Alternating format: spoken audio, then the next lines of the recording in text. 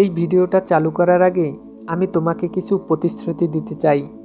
আমি বলবো না তুমি স্পেশাল, তুমি নির্বাচিত, কিন্তু ইউনিভার্স আজকে তোমাকে কিছু দিতে যাচ্ছে।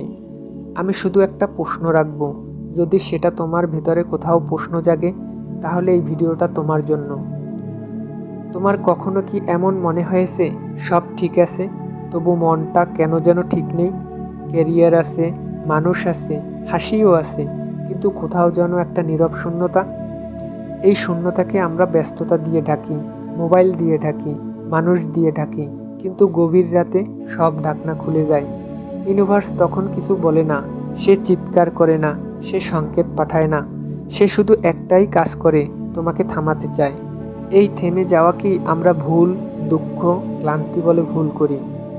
একটা কথা ভাবো, যদি তুমি সত্যিই ভুল পথে থাকতে তাহলে এত অস্বস্তি লাগতো না। অস্বস্তি আসে তখনই যখন পুরনো জীবনটা আর নতুন সত্যের সাথে মেলে না। অনেকে বলে ইউনিভার্স তোমাকে পরীক্ষা নিচ্ছে, কিন্তু সত্যটা আলাদা। ইউনিভার্স পরীক্ষা নেয় না, সে শুধু দেখায় তুমি কতটা সৎ হতে পারো নিজের সাথে।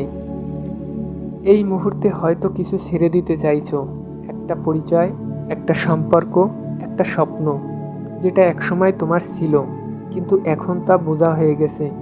তুমি নিজেকেই বলছো আর একটু মানিয়ে নিই, কিন্তু ভেতরটা জানে আর মানানো নয়, এটা বিলম্ব।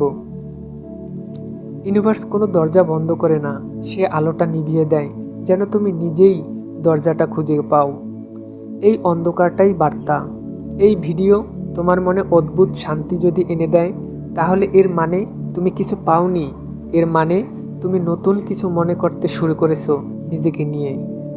আজ কোনো সিদ্ধান্ত দিও না, আজ কিছু বদলানোর দরকার নেই। শুধু একবার স্বীকার করো যে জীবনটা তুমি বেছেছো সেটা কি সত্যিই তোমার। ইউনিভার্স উত্তর দেয় না, কিন্তু সঠিক প্রশ্নের সামনে সে নীরব থাকে, আর সেই নীরবতাই সবচেয়ে বড় ইশারা।